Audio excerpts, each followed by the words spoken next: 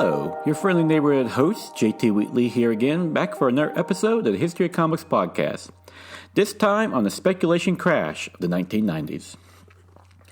After the invention of the Comics Code Authority in the 1950s, perhaps the second darkest time in the American comic book industry was the speculation crash of the 1990s. Fueled by the wave of breakthrough comics in the 1980s that pushed the medium further than ever before, from Mouse to The Dark Knight Returns, along with the box office smash of Batman the movie in 1989, comic books were at one of their high points, and the medium would go into the 90s with more record sales and acclaim. However, as high as one climbs, it only makes the fall that much more devastating, as much of this success was fueled by speculators who were buying comics not for the entertainment or artistic value, but as a poorly educated investment for the future. When the crash finally happened, it would devastate the American comic book industry, sending numerous artists and companies out of business and nearly destroying Marvel itself, leaving what was left a shell that would take decades to recover from. The seeds of the speculation crash began back in the 1970s when Phil Schooling founded Seagate Distribution Company to create the direct market for comic book sales in 1972. Schooling was a longtime comic book fan and early innovator, with helping found one of the first comic book conventions in 1968. With direct market sales, it allowed publishers to avoid newsstand channels and thus allow stores to buy comics directly from the companies at a discount, along with getting them earlier than the newsstands. With this, it gave rise to the comic book shops and specialty stores for retailers and was soon encouraged by publishers for money and the fan base, especially since revenues from newsstands were declining during the 1970s.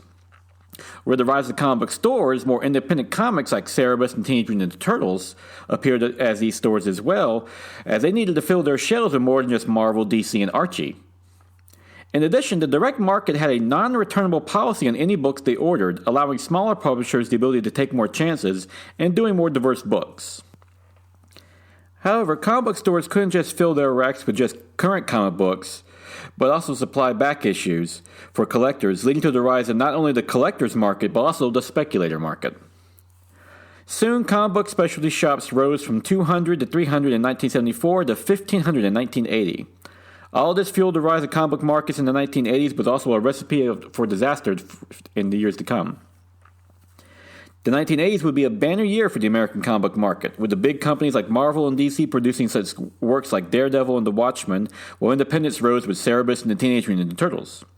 By 1988, 70% of comic book revenue in America was from the direct market and would receive a huge boost the next year with the release of Tim Burton's Batman the movie in 1989, as customers loved getting not only Batman comic books, but also any related merchandise, such as t-shirts and toys and so forth, thus making a boom for comic book stores in general. Comic book publishers also had numerous distributors to choose from, the key ones being Diamond Comics Unlimited, Capital City, and Heroes World. Soon, collectors and speculators started seeking out old issues as investments, following the tradition of the baseball card market. As a result, they were not just seeking out old issues, but looking at new ones in the talent, believing that their creations would be the next big thing, thus a solid future investment. As if on cue, new superstar artists at Marvel, such as Todd McFarlane and Rob Liefeld, emerged, and Marvel was more than willing to promote them in order to sell the books. Of course, the companies also started to exploit this with gimmicks, from Spider-Man #1 having multiple variant covers to X-Force #1 being bagged with different trading cards, or most infamously X-Men #1 having 5 different covers to form one big large one. This put retailers in a bind, though, as they would have to buy large amounts of each of these issues to meet the demand, and since the current distribution network required the orders be non-refundable, if they couldn't sell them, the stores were stuck with the unneeded stock. For now, though, everyone was making money, but the cracks were beginning to show. However, the very stars that Marvel started to promote those books, from Todd McFarlane to Rob Liefeld, also started feeling exploited. And they chose this opportune time to form their own company, Image, to keep much of their revenues for themselves. When Image Comics was formed in 1992, retailers loved it, as their comics were huge sellers with lines forming around the blocks. Of course, not all were just readers, but speculators looking to buy up those new #1 books with the hopes that they would go up in value later on. This would later be fueled by the comic book industry itself, with even popular magazines like Wizard publishing price guides detailing how much each comic cost.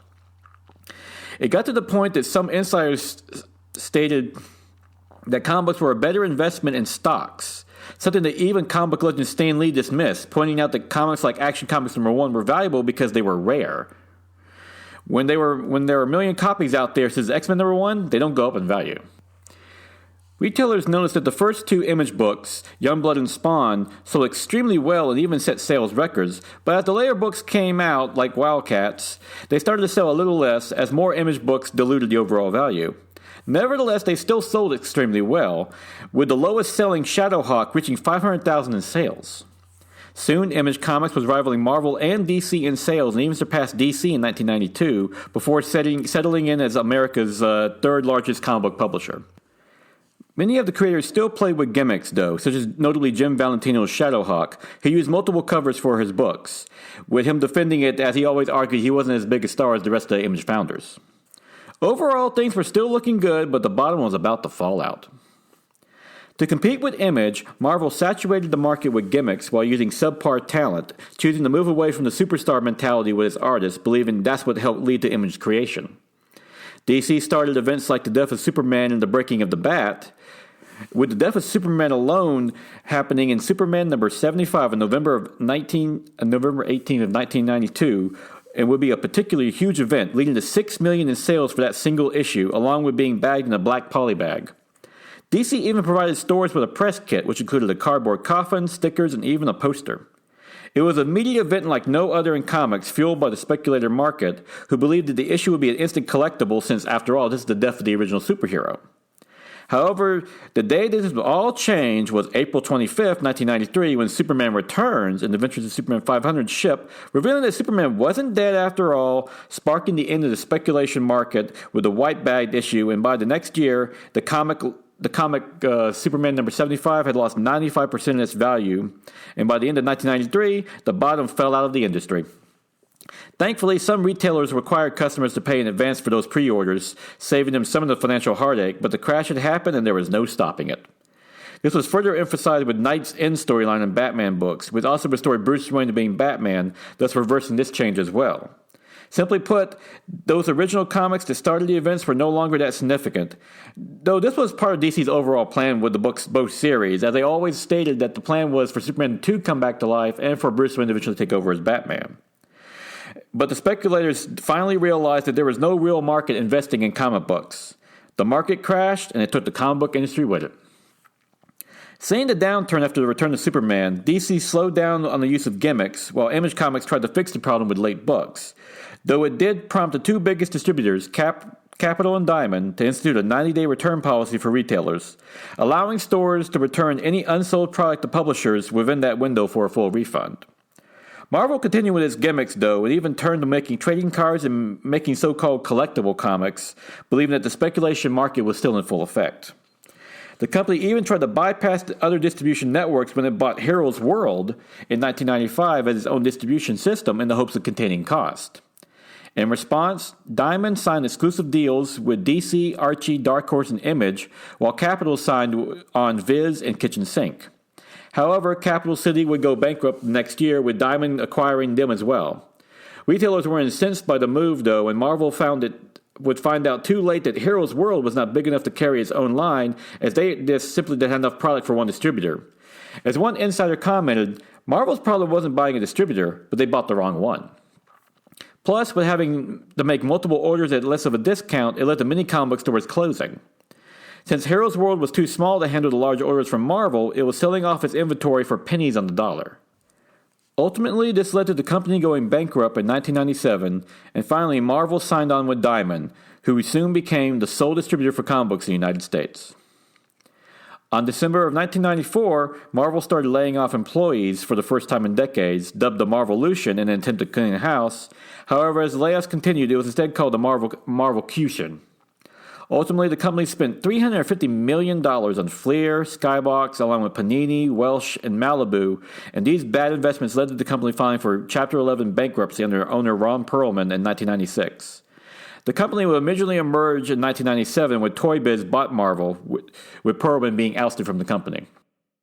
Today, the comic book medium is still recovering from the speculation crash. While comics have not reached the height they once were, they have expanded in other areas, such as when Disney bought Marvel, which has since begun their Marvel Cinematic Universe in 2009, along with the spread of digital and online comics. No longer fueled by the collector or speculator market, comic book sales have rarely reached the numbers that made during those times, though overall revenue has grown. Recently topped $1 billion in sales in 2015 overall in North America, where it's remained ever since. Now fueled by movies and TV along with other projects, the comic book industry isn't going anywhere, but for a brief time in the 1990s, it sure seemed like it was. Ultimately, the speculation crash serves as a warning against treating comic books as an investment.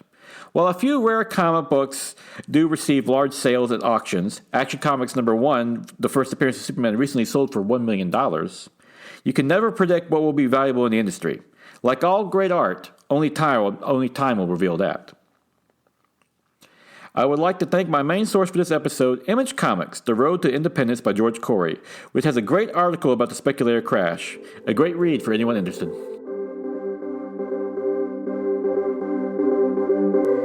And now is January 2nd, 2020, time for the favorite comic book of the week. Criminal, number 11, by Ed Brubaker and Sean Phillips, which finds Teague Lawless and his crew pulling off a big job at a wrestling event, only for something to fill off, thus putting Lawless on the edge during the entire heist. Brubaker keeps the tension at a razor edge as, even though the heist seems to go off as planned, little things here and there just throw it off, like a guard being in the wrong place, someone asking the wrong questions, and you just never know when the other shoe's going to drop. It's just a tense thriller from the beginning to end. And, of course, Sean Phillips' art is crime noir at its best, perfectly matched for this story, and Criminal remains one of the best reads on the stands right now. Highly recommended for crime comic fans and for comic fans in general. This is a great A read, as always. And also, I want to give a shout-out to my friend Dan Klink and his new partner, Mark McRae, for their new podcast, The Best Saturdays of Our Lives, which explores the history of the Saturday morning cartoons. The first 3 episodes are currently up on iTunes and also Stitcher and other podcasting platforms, covering the sword and sorcery genre of the cartoons from Thundar to He-Man to She-Ra. And I was paying close attention, for those familiar with that Jack Kirby episode about a year or so now back. Wow, been doing this for this long, huh? But in that Thundar episode, they do mention that, yes, Jack Kirby was on Thundar as the art designer. So, yeah, Mr. McRae knows his stuff. He also wrote an excellent book called The Best Saturdays of Our Lives, for which this podcast is based on. So definitely check it out on all podcasting platforms. With that, we will close out for today. But join me again next week when I begin a 3-parter on the history of American female cartoonists.